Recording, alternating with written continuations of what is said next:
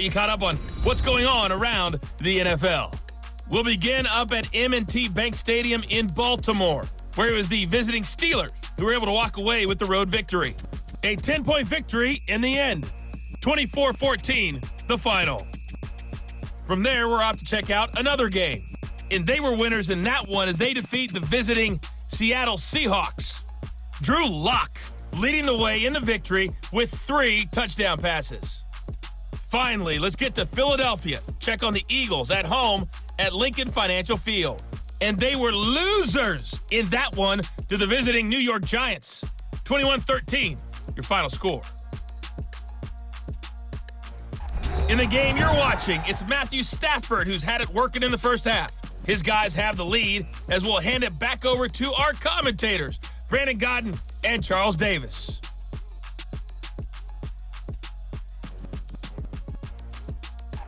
All right, Coach, thank you, and we welcome everyone back for quarter number 3.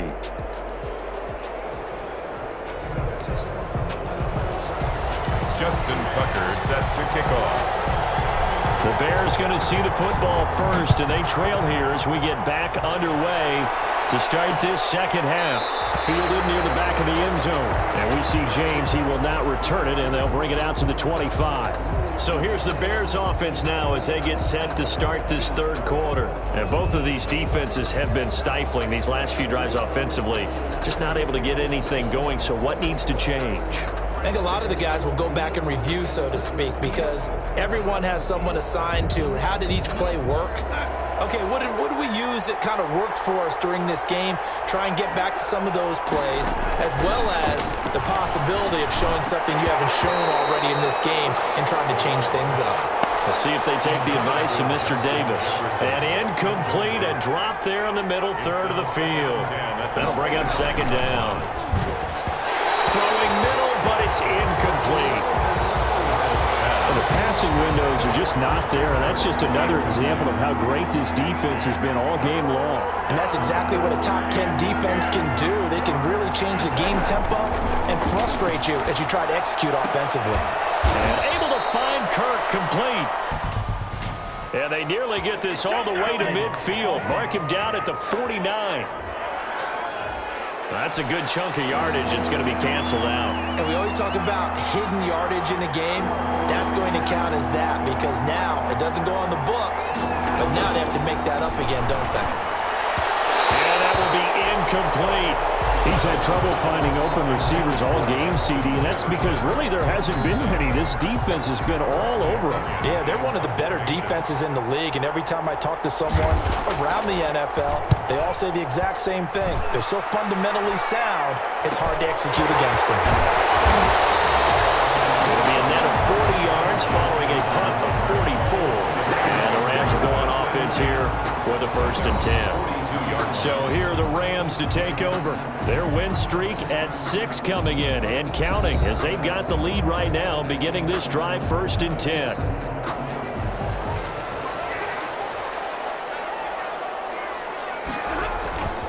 Now a play fake and it's Stafford.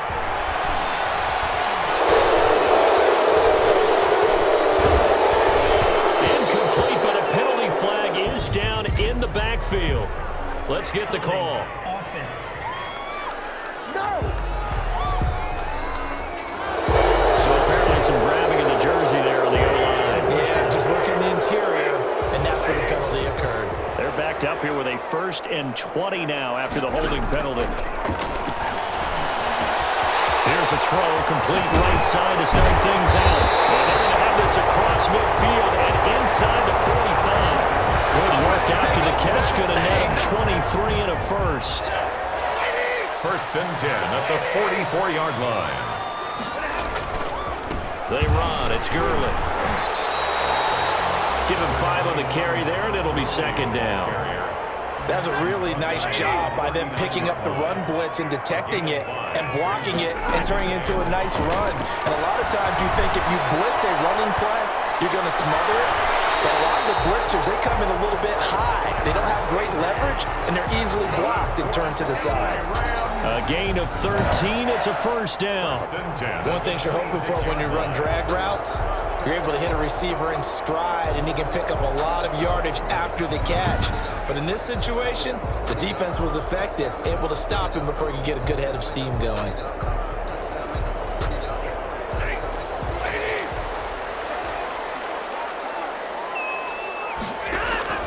On first down, it's Stafford.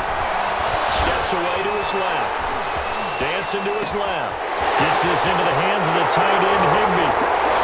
And he'll get into the end zone. Touchdown, Rams. Tyler Higbee. His first touchdown on the year. And the Rams add on to their lead. And there's a situation where as a tight end, once he gets that end zone in his sights, he's not going to back down from anyone. He doesn't worry about running to daylight. He doesn't mind running through contact. That's totally fine by him.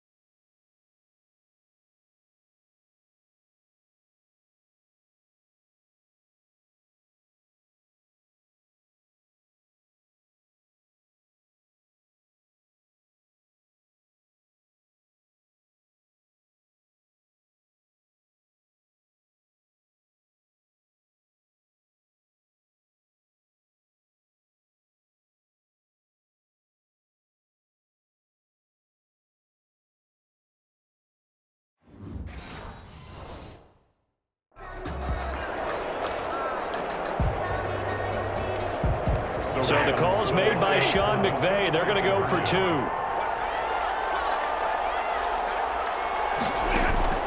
A shotgun snap for Stafford. And this is going to be caught. It's good. And that extends their lead by 2 more. So they elect to pass there on the 2-point try. Sometimes could prove risky there. It worked out. Yeah, and I love how you bring up that it can prove risky, because if you get it intercepted and they return it, that's 2 points for the defense, but not on that play.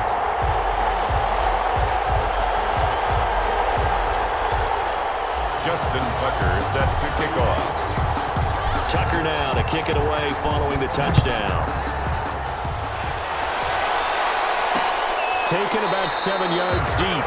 And we see James, he will not return it, and they'll bring it out to the 25. 25-yard. Here's the Chicago offense coming back out onto the field. And they're coming off a 3-and-out, my friend. I think they've got to look at that play sheet and go to a spot that they haven't gone before. Time to shake things up a little bit to try and get this offense moving. Okay, so how do you do that? How do you shake things up? You look at what you've called before, realize it hasn't worked Go to so something well, else. and maybe you try and find one of those special plays from one of your better players, and maybe try and hit something big and get things going in the excitement area. And he powers his way up past the 30. Tariq Cohen, the ball carrier. Oftentimes we praise an offense for their variety of being able to hit people with the run in the pass, but in this game, how about what we're seeing from the safeties? They are all over the field, doesn't matter if they threw it or if they're trying to run it. I don't think we've ever awarded an MVU, most valuable unit, but you're right, it might go to them in this game. I like that, MVU. Well done. It'll be a loss of a yard, and it'll be 4th down. Boy, how good has this defense been seemingly all game long?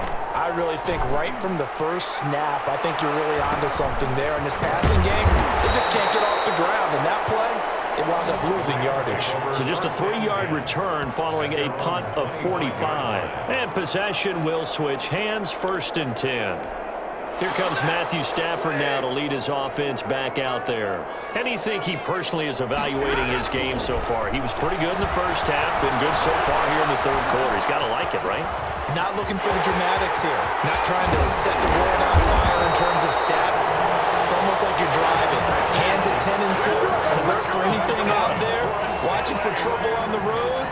And making sure you get the team home. The bus driver. See if he can drive the bus here again on this drive.